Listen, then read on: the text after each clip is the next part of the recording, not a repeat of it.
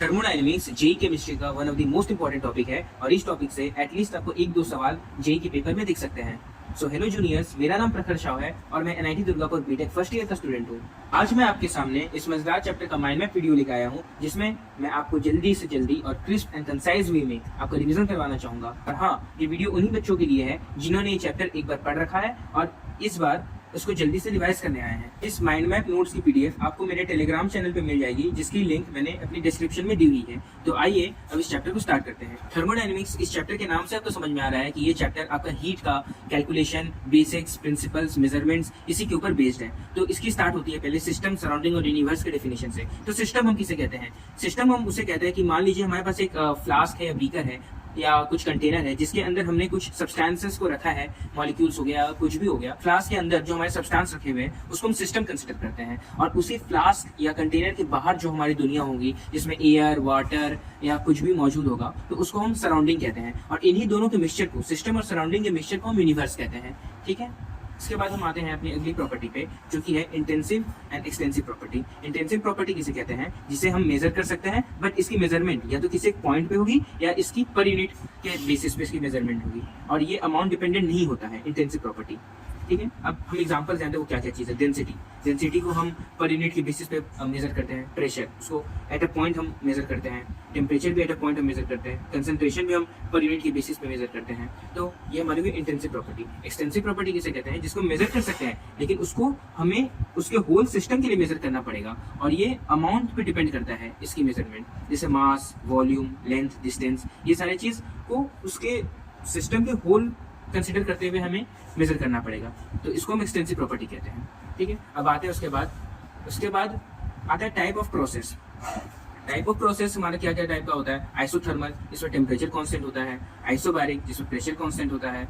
Isochoric, जिसमें volume constant होता है। एडियाबेटिक, जिसमें हीट या एनर्जी कांस्टेंट रहता है, delta Q is equal to 0। और एक होता है साइक्लिक प्रोसेस जिसमें state of the system constant रहता है, डेल्टा यू, डेल्टा एच, ये सब 0 रहता है। ठीक है, उसके बाद हम आते हैं रिवर्सिबल एंड इरिवर्सिबल प्रोसेस में।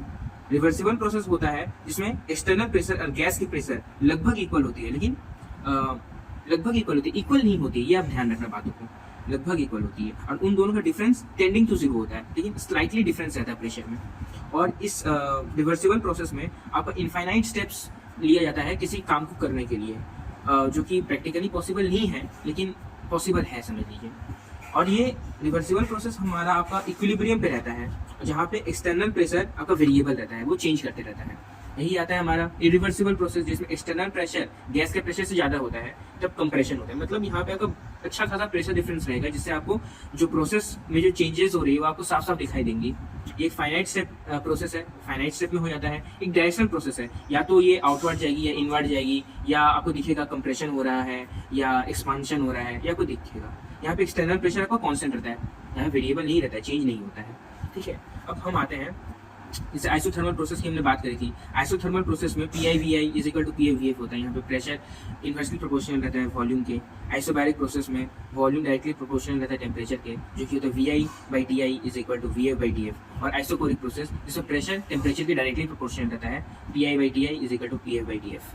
फिर आते हैं हम लोग state function and path function पे। स्टेट फंक्शन उसे कहते हैं वो फंक्शन जो अपने इनिशियल और फाइनल स्टेट ऑफ सिस्टम पे डिपेंड करते हैं और ये any number of step present same value.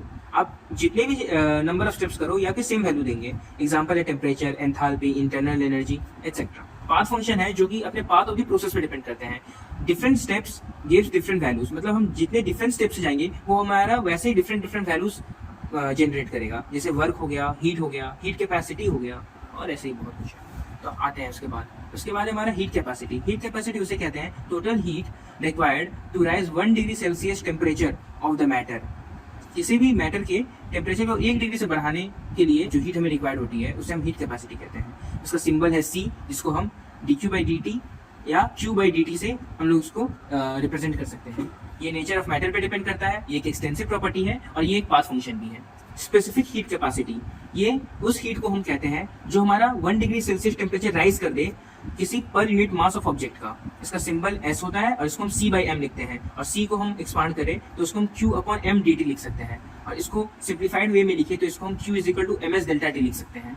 उसके बाद हम लोग आते हैं मोलर हीट कैपेसिटी पे जिसको हम Cm से डिनोट करते हैं। ये भी एक टाइप का हीट होता है, ये टोटल हीट है जो हमारा 1 डिग्री सेल्सियस टेम्परेचर राइज कर दे पर मोल ऑफ मैटर का, जिसका सिंबल हमारा Cm होता है। इसको हम C/N लिख सकते हैं, फिर C को हम एक्सपांड करके Q/N dt लिख सकते हैं, where N is the number of moles, and इसको हम सिंप्लीफाई करके लिखिए तो Q is equal to NCm delta T, इसको हम लिख सकते हैं। फिर उसके बाद हमारा आता है Cv और Cp का डेफिनेशन। Cv हम किसे कहते हैं? Molar heat capacity at constant volume, इसको हम delta U is equal to NCV delta T लिख सकते हैं। और Cp molar heat capacity eight constant pressure, जिसको हम डेल्टा H लिख सकते हैं, which is equal to NCp delta T, where H is enthalpy, heat at constant pressure। ठीक है। और एक रिलेशन होता है अपना Cp minus Cv is equal to R and gamma is equal to Cp by Cv। Okay. Then हमारा आता है फर्स्ट ऑफ थर्मोडायनेमिक्स, जो हमारा कहता है du is equal to Q plus W, where du is equal to change in internal energy, और du हमारा एक टेम्परेचर डिपेंडेंट फंक्शन है जो कि यहाँ पे लिखा हुआ है delta U is equal to NCV delta T। यहाँ से हमें साफ साफ पता चल रहा है कि u हमारा एक टेम्परेचर डिपेंडेंट फंक्शन है। अगर टेम्परेचर जीरो हुआ तो हमारा इंटरनल एनर्जी भी जीरो हो जाएगी। और हाँ, इंटरनल एनर्जी एक ऐसी चीज है जिसको हम मेजर नहीं कर सकते, वो एग्जैक्ट कितना वो मेजर नहीं कर सकते, लेकिन उसके चेंज को मेजर कर सकते हैं। ओके, देन हम आगे बढ़ते हैं। उसके बाद हमारा आता है different types of work done. Work को हम minus of integration of P external into D लिख सकते हैं। तो हमारा आइसोकोरिक कंडीशन में जहाँ पे हमारा डेल्टा वी जीरो होता है, तो वहाँ पे हमारे वर्क जीरो हो जाती है, क्योंकि यहाँ पे डेल्टा वी जीरो हो गई, चेंज इन वॉल्यूम ही नहीं हुई, तो इसका मतलब हमारा कोई वर्क ही नहीं हुआ सिस्टम में। उसके बाद हमारा आता है आइसोबैरिक वर्क, जो कि जिसमें हमारा एक्सटर्नल प्रेशर कांस्टेंट रहता है। तो हम यहाँ पे work is equal to minus external pressure into V final minus V initial लिख सकते हैं। इसका ग्राफ हमारा ऐसा दिखता है। देन मैं आपको आइसोथर्मल कंडीशन पे जहाँ पे delta T is equal to zero होता है उसमें मैं वर्क बताता हूँ। जहाँ पे no change in internal energy है, क्योंकि यहाँ पे डेल्टा टी जीरो है तो डेल्टा यू भी जीरो होगी। तो एक्सपांशन की केस में हम बात करें, जो कि हालांकि यही पूछा जाता है, रिवर्सिबल प्रोसेस में जो हमारा वर्क होता है वो हमारा -2.303 nRT log of V2 by V1, मतलब V final upon V initial, या इसको हम ऐसे भी लिख सकते हैं, work is equal to -2.303 nRT log of P initial upon P final. And reversible process में हमारा वर्क जो होता है वो होता है minus of external pressure into V final minus V initial, या इसको हम ऐसे भी लिख सकते हैं, minus of external pressure of nRT into 1 upon final pressure minus 1 upon initial pressure. Okay. Then isothermal work को हम minus of heat flown on that system कह सकते हैं, क्योंकि यहाँ पे U is equal to Q plus W from first law of thermodynamics, and यहाँ पे सिंस डेल्टा U ही जीरो हो गया, इसका मतलब हमारा work isothermal is equal to minus of Q होता है। एक्सपांशन के केस में आपका रिवर्सिबल वर्क इरिवर्सिबल वर्क से ज्यादा होता है। इसका ग्राफ हम यहाँ पे देख सकते हैं। यहाँ पे रिवर्सिबल वर्क का ग्राफ ऐसे जा रहा है और इरिवर्सिबल का ऐसे। तो रिवर्सिबल वर्क का जो हमारा एरिया है वो ज्यादा है, तो इसलिए उसका हमारा वर्क ज्यादा हो गया, क्योंकि प्रेशर और वॉल्यूम के ग्राफ का जो एरिया होता है वही हमारा वर्क होता है। और कंप्रेशन के केस में वर्क इरिवर्सिबल ज्यादा होता है वर्क रिवर्सिबल से। इसका ग्राफ आप देख सकते हैं यहाँ पे ध्यान से। ठीक, उसके बाद हम लोग आते हैं एडियाबेटिक कंडीशन पे, जहाँ पे हमारा डेल्टा क्यू जीरो होता है।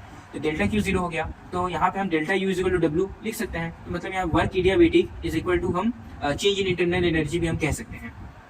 ठीक है, तो हम यहाँ पे देखिए तो work is equal to basic सा देखें तो work is equal to NCV temperature final minus temperature initial, ऐसे लिख सकते हैं। और भी इसके अलग अलग टाइप के डिफरेंट फॉर्म्स में आप वर्क को दिखा सकते हैं, जैसे work is equal to NR upon gamma minus 1 T final minus T initial, work is equal to CV by R P final V final minus P initial V initial. यहाँ पे आपको CV और CP का भी नया नया form मिला है। ठीक है, CV is equal to R upon gamma minus 1 and CP is equal to R gamma upon gamma minus 1 आप लिख सकते हैं। फिर और आता है work is equal to NR delta T upon gamma minus 1, work is equal to pressure final volume final minus PI/VI upon gamma minus 1। ये आपके सारे different type of adiabatic work के फॉर्मूले लिखे हुए हैं। Adiabatic reversible and irreversible process में, reversible adiabatic process में आपका work is equal to Q होता है, जहाँ पे हमारा NCV delta T is equal to minus P external into delta V होता है। और इरिवर्सिबल प्रोसेस में अपना PV to the power gamma is equal to constant, TV to the power gamma minus 1 is equal to constant and P to the power 1 minus gamma T to the power gamma is equal to constant हम यहाँ पे लिखते हैं। ये आपके different formulas हैं। और work of isothermal process work of adiabatic process से ज्यादा होता है, ये भी आप याद रखिए। ठीक है, अब यहाँ पे देखिए isothermal reversible and adiabatic reversible के बीच में हमारा कुछ मैंने बातें दी हुई है। आइसोथर्मल रिवर्सिबल में अपना dP/dV is equal to minus P/V होता है, लेकिन एडियाबेटिक रिवर्सिबल में आपके तीन डिफरेंशियल कंडीशंस बनते हैं। dP/dV is equal to minus of gamma P/V, dt/dV is equal to 1 minus gamma T/V, dP/dt is equal to gamma upon gamma minus 1 P/T, जहाँ पे गामा का वैल्यू आपका 1 से ज्यादा होगा। और ये आपका प्रेशर एंड वॉल्यूम का ग्राफ दिया हुआ है आपका आइसोथर्मल एंड एडियाबेटिक प्रोसेस के लिए। यहाँ पे एडियाबेटिक का वर्क कम रहता है, लेकिन इसका स्लोप ज़्यादा रहता है आइसोथर्मल से। ठीक है, यहाँ पे मैंने लिखा है स्लोप ऑफ पीवी कर्व में स्लोप ऑफ एडियाबेटिक आइसोथर्मल से ज़्यादा रहता है। उसके बाद हम लोग आते हैं डिग्री ऑफ फ्रीडम पे, जिसको हम एफ से डिनोट करते हैं। मोनोएटॉमिक के लिए डिग्री ऑफ फ्रीडम 3 होती है, डायएटॉमिक के लिए 5 होती है, ट्राइएटॉमिक लीनियर के लिए भी 5 होती है और ट्राइएटॉमिक नॉन लीनियर के लिए 6 होती है। अब यहाँ पे हमारा CV और CP का नया फॉर्मूला मिलता है, जो कि होता है CV is equal to FR/2, CP is equal to R times of F/2+1। ये दो हमारे डिफरेंट फॉर्म ऑफ CP और CV के फॉर्मूले हमारे मिले। उसके बाद हम वर्क कंपैरिजन देखें तो हमारा आइसोबैरिक का वर्क ज़्यादा होता है आइसोथर्मल से, आइसोथर्मल का ज़्यादा होता है एडियाबेटिक से, और सबसे कम आइसोकोरिक का वर्क होता है, क्योंकि आइसोकोरिक कंडीशन में हमारा वर्क ही 0 हो जाता है, इसलिए इसमें वर्क डन सबसे कम होता है। फिर हम देखते हैं एंथैल्पी। एंथैल्पी तो हमें पता है, enthalpy is heat at constant pressure, जिसको हम H equal to U plus PV से हम दिखा सकते हैं। और इसका हम डिफरेंट फॉर्म्स में हम इसको दिखा सकते हैं, जैसे DH is equal to DU plus delta NG/RT, where delta NG is the difference of mole of the gaseous elements in the reaction, and then heat at constant pressure minus heat at constant volume is equal to delta NG/RT। इसको हम ऐसे भी देख सकते हैं, क्योंकि DH क्या हो गया, चेंज इन एंथैल्पी क्या है, heat at constant pressure, and DU मतलब ये चेंज इन इंटरनल एनर्जी, ये भी आपका हीट एट कांस्टेंट वॉल्यूम है। तो ये आपका ये भी एक रिलेशन यहाँ से पता चलता है, and delta H is equal to NCP delta T होता है। ठीक है, देन हम आते हैं फ्री एक्सपांसन में। फ्री एक्सपांसन में आपका एक्सटर्नल प्रेशर 0 होता है, मतलब ये आपकी गैस इन वैक्यूम की कंडीशन की बात की जा रही है। यहाँ पे P एक्सटर्नली 0 हो गया तो आपका वर्क भी 0 हो गया। मैं कुछ आपको कन्वर्शंस दे दे रहा हूँ। 1 litre bar is equal to 100 joule, 1 ATM is equal to 1.013 bar, 1 litre ATM is equal to 101.3 joule, 1 pascals is equal to 1.013 into 10⁵ joule. तो ये था थर्मोडायनेमिक्स पार्ट 1, और मैं आगे थर्मोडायनेमिक्स पार्ट 2 की भी वीडियो लाऊंगा, जिसके लिए आप मेरे को सब्सक्राइब कर लीजिए और आगे की वीडियो का आप इंतजार करिए। मैं उसको जल्द से जल्द अपलोड करूंगा, और अगर आपको कुछ भी डाउट है तो आप मेरे कमेंट सेक्शन में पूछ सकते हैं, मैं आपको आंसर देने के लिए रेडी हूँ। ओके, तब तक के लिए bye bye and see you soon.